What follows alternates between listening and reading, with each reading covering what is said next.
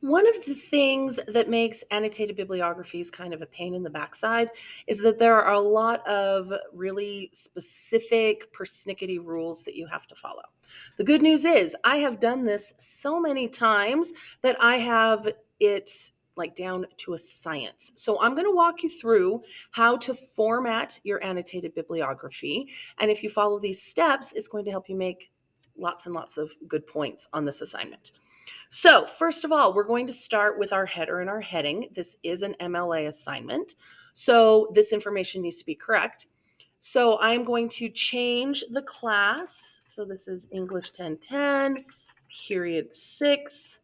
And I'm going to change the date. So whatever the current date is. Today, it happens to be the 19th of November, 2021.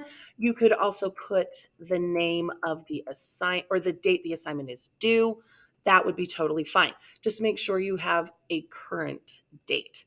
So step 1, check the heading, check the header. Step 2 is the title. This is the title. Annotated bibliography. That's it, the whole thing.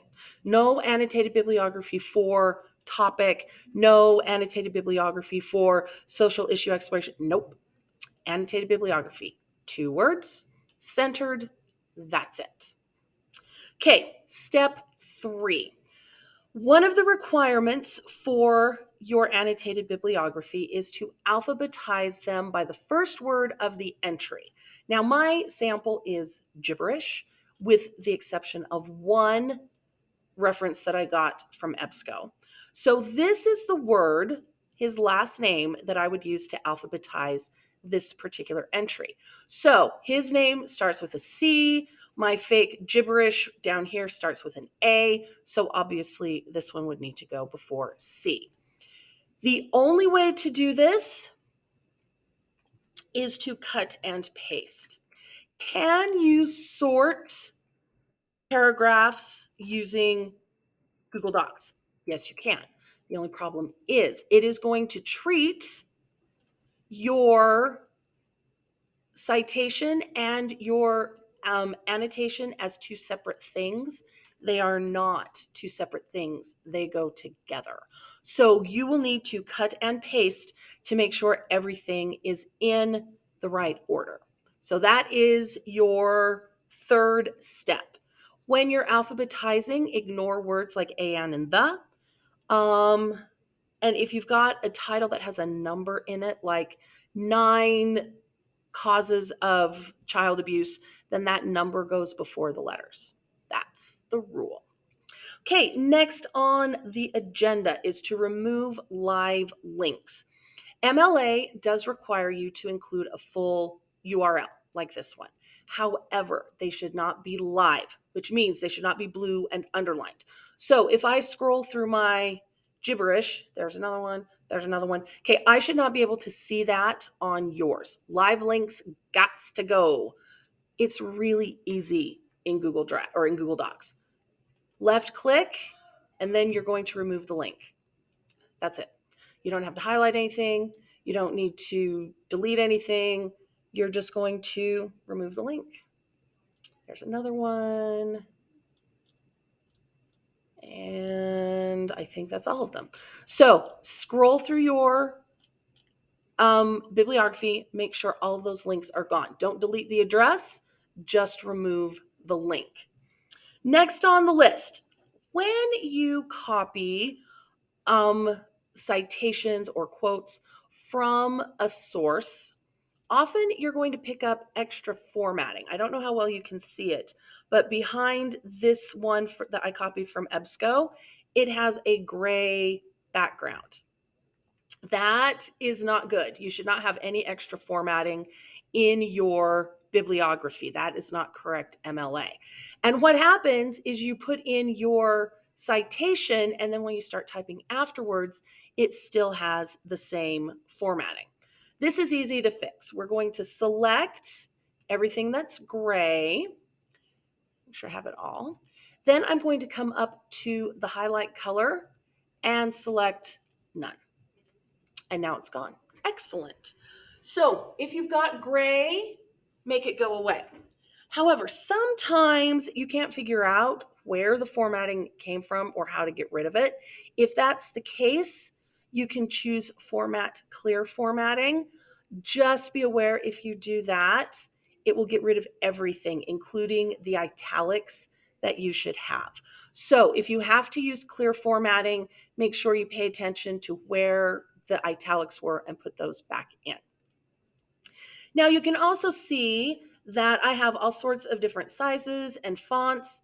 This also not good, but it's easy to fix. So I'm going to select all of those entries all the way to the top. There we go. And I am going to make sure they are the same. So this heading is Times New Roman. So I'm going to choose Times New Roman. I know this is 12-point font. So I'm going to choose 12-point font. All of the text needs to be black, not gray. So I'm going to click text color, click on black, and now it's all black. I have some that are bolded.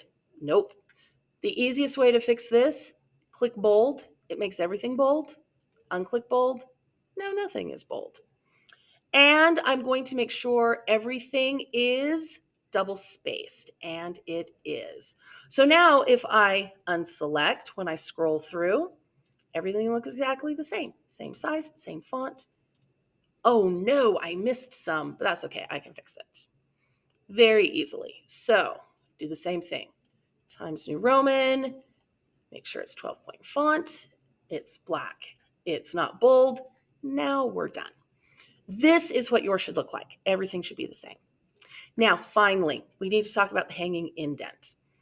There is a hanging indent option in Google Docs, but it takes 20,000 clicks to get to it.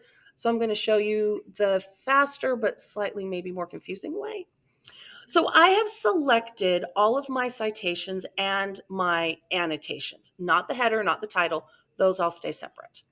At the top of your screen, you'll notice that you have a blue triangle and a blue rectangle. If I put my pointer on the blue triangle, it says that this is the left indent. So wherever I put this triangle is how far it will be indented on the left.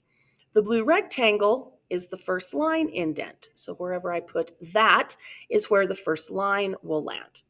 This is how to make the hanging indent, and you have to do it in this order or it won't work. I am going to click on my blue triangle and drag it to the right until it says 0.5 in the box above it. In other words, I am indenting it to the right half an inch. And you can see the blue line that will show you where that indent is going to go. So when I release it, everything automatically moves over. Excellent. Now I'm going to click on my blue rectangle and drag it back to the left until it says 0. And you'll notice the line move to the left. And when I let go, now I have a hanging indent. The first line is at the left margin and everything else is hanging off of it. This is great, but there's still one other thing we need to do. The Word doc or the document assumes that all paragraphs are the same and therefore all paragraphs should start at the left margin. But we know that's not correct. The annotation needs to hang off of the citation. This is weird, but I promise it works. I'm going to put my cursor in front of my annotation. I'm going to hit Tab.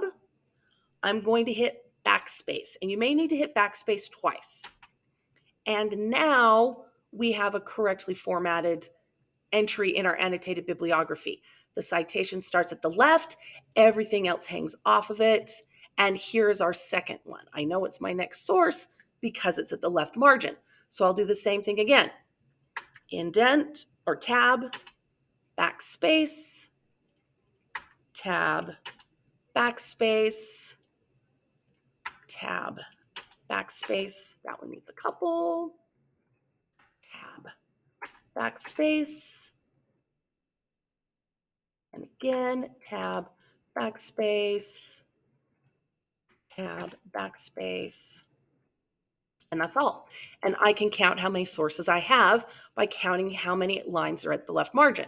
1, 2, 3, 4, 5, 6, 7 sources. This is the correct way to format with your hanging indents. But here's the thing, your brain doesn't like this because this is opposite of how you've been taught to read written text. The first line indents, everything else is at the left. So your brain is going to want to try to fix the fact it doesn't like this and say, oh, you know what I need to do to make sure they know that this is another source? I'm going to put in an extra return. Nope. You don't have to do that. I know it's a new source because it's at the left margin. You don't need to number. You don't need to use bullet points. This is how I know it's the new source. So if you follow those steps, you will have a correctly formatted annotated bibliography. You'll get lots and lots of lovely points, and that will make both of us happy.